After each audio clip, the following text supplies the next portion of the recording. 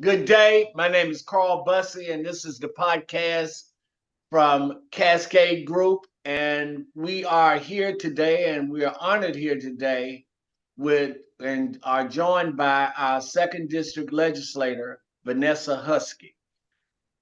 Good day, Ms. Huskey. Good day.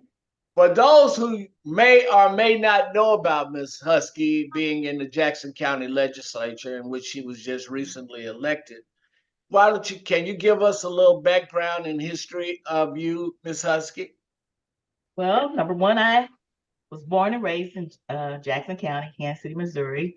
At the time, it was unincorporated Jackson County between 53rd and 55th Street, Montgall, and Waldron. Yeah. I went to Kansas City Public Schools. I graduated from Penn Valley with my associates and UMKC's with my bachelor's and my master's degree. I'm from the corporate America, AT&T. I worked with them for 18 years, and then I went to City Hall and worked 8 years, and with the federal government for 7 years. And My background, who did you work with? Community development or neighborhood groups? yes, with City Hall, I was with neighborhood and community services, Okay. and I was partnered with KCPD, and I would do block watch training, crime prevention. I would attend neighborhood meetings, so that's where I established my relationship with the community. Man. And now this is your first step into politics. Yeah, in the political arena, yes. Yes. Are you enjoying your steps in the political arena? I'm just gonna say it's a learning process. I'm still Okay. learning. I want you to know that I feel the same way. You're sitting in the seat I used to sit in as second district legislature. Of course, That's I what was you. in the 90s. It's almost 25 years ago. But Oh, okay. nonetheless, I was there. I replaced Bishop Tyndall.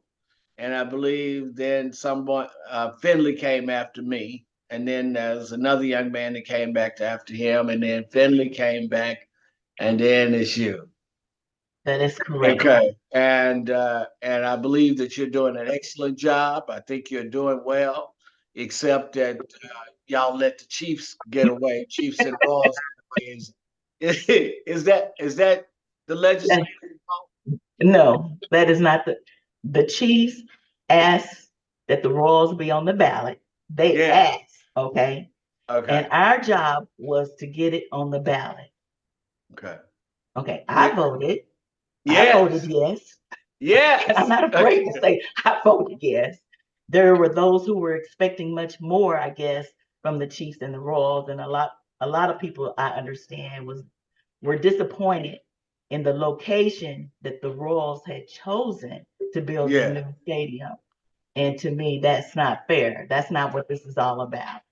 And I understand some of your colleagues are at the White House with the Chiefs today. Yes. Okay, I turned it down.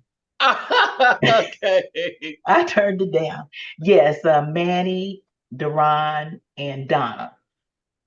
Went to Washington, D.C., See, along with the Chiefs to be at the White House to meet the that, president.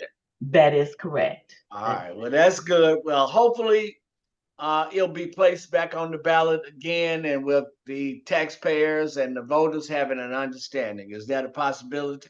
Yes, this is a strong possibility. All right, because we got 7 years, so that's plenty of time. Yes. And Yes, I we can keep you in office so you can make sure that it gets done, okay? I got this year and two more, so we'll All see. right. All right. Then here's another thing I'd like for you to converse with us, and hopefully you will share with the community our at least your ideas about this. We have been concerned about block voting and group economics. As you are aware, and this may be long with you, but please listen to me and stay with me. Uh, you are aware of the breakup of our community. We don't have places are being moved, people are being removed. We don't have the same neighborhoods that we used to have in order to achieve block voting. And we're not lending ourselves to a legacy of our youth to start tutoring them and training them to take the positions in the office. I'm reminded of the story of Bruce Watkins when he ran for mayor in a Democratic society, Bruce Watkins lost because we didn't have the block voting. And what he did was phenomenal. He changed Freedom Incorporated to young people. He put Philip Curls in, he put Alan Wheat in, and we got the largest, highest African American electorate in both the state, the city, and the county as a result of people coming together and doing block voting. So now that we have the neighborhoods no longer existing in minority communities, what do you believe we can do in order to bring back block voting so we could have a community with the same interests, same culture? And what do you think we can do in order for us to have the legacy that Bruce Watkins left in order to get more young people involved? Well, I'm thinking education, political education. Those who are involved with the community need to be much more visible. There are people who know me because of my job with the city, but at the county, there is no one who knows who I am. Even though I have part of Raytown. There are those who live in my immediate neighborhood know that I'm a part of Raytown. Okay. But the rest of Raytown, they do not know who I am. So we have to be much more visible with all of our deeds, our good deeds. And so what do you think we can do in order to accelerate or attract at least younger people? And when I say younger people, I'm talking about at least 25 to 45 years old. Okay. I know we're old. So, but that's what I'm talking about. We have to have somebody in place when we get ready to leave. I think we need to collaborate with the youth. Okay. There are some leaders. There are some interested young people who want to be involved with politics, but they don't know how. They may have been misguided. But I think what we need to become is visible and learn to collaborate with them versus trying to lead them. I'm asking you to give all of your ideas, but I am suggesting that we do need to attract a younger group and see if they can also come up with some ideas. I have provided you a list of ideas that Cascade Media Group has made for us to be successful. What do you think about some of those ideas? I think what he has shared with us, that they're excellent ideas. And again, it's a collaboration that we need to form with these young people. We should go to them. Right. We should be a part of their forum and listen. And if there's any advice that needs to be shared, we can share it. And we can also advise them programs and facts that we have that they can participate in. Exactly. Information sharing. Yes. And one of the things that I was interested in terms of attracting people back from the suburbs, coming back to the community, that we can do some programs to build houses, get employment, get jobs that are close to the community. And that's correct. You believe in that, don't you? I see that happening because the majority of the workers are young people. Right. And which would be a good thing is if that we had the ballparks downtown so they would be within walking distance of this community. We can have some other manufacturing and occupational systems to be in this area, and which is within walking distance, and we can provide jobs and service within this community, especially the second district. That's possible. What you say walking distance, but it needs to be available to public transportation too. Oh, yes, ma'am. Or available through public transportation, because I understand that they have jobs in Johnson County and Wyandotte County, but KCATA does not go. We don't have public transportation to those areas. Maybe we can do something to allow them between the states to have that public transportation. They have it, but it's like a carpool where you park and ride. I got you. Okay, and they can still get there, but it's burdensome and onerous. It's not just routine. Exactly. Okay.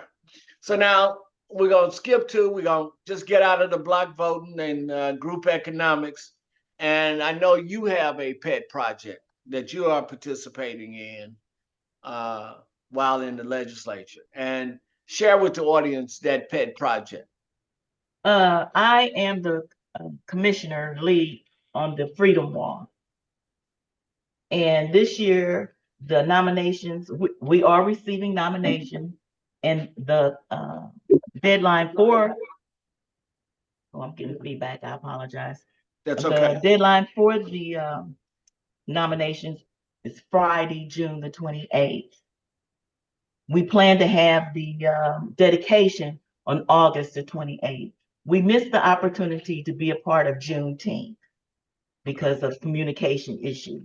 However, we have many, many categories that anyone who serves the community, work in the community, ballet, for instance, jazz, anyone who contributes positively to the community.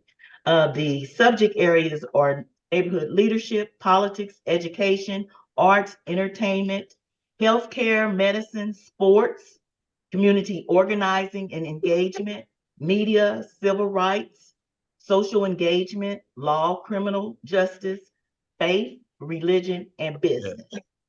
Share with the audience who may not know about the Freedom, Justice, and Courage Wall and where it's located. The Freedom Wall is located in the Leon Jordan Park at 31st and Benton Boulevard in the Oak Park neighborhood. All right. That helps you. Yes. And how long has it existed? The park has been there a while, but the wall has only been in existence since around 2018. That's when we had our first inductees. Okay. And who should they call if some citizens would like to nominate someone to be on the wall? Okay. Well, you actually can go to jacksoncounty.gov. Okay. And the application is online. All For right. those who don't have access, you can go to the library. We're also providing a QR code. I have pamphlets that I'm sharing with individuals when I see them, but there is a QR code for those the youth. Yes, who we're looking for. Yeah. And then we'll have applications for those who are not familiar with the computer. All right. And we probably should close with, I'd like to ask some questions about, criminal justice and the process of what legislators are doing or what they can do, because the voters did pass the drug tax, and there's a lot of monies available for rehabilitation and assistance in your district. What do the legislators, or do they have any control over those particular monies? No, the legislation does not have control over those monies. However, me personally, what I did after the shooting at the Union Station for the celebration with the Chiefs, I found out that you can get gun locks. I'm trying to encourage gun safety, and you can get gun locks for free from anybody. Children's Mercy, KCPD, and Jackson County Sheriff. And so if we can practice gun safety, because the federal's not going to do it, the state's not going to do it, and the county doesn't have any control over the gun laws. So if we can practice gun safety, that would be excellent. All right. And what about the monies that are available? Could that be gone to any community group that is involved and is seeking um, uh, control of crime in their neighborhoods?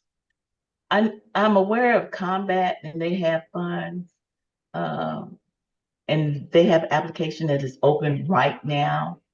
So this is their opportunity to go online and see what the criteria is to be considered to receive funding.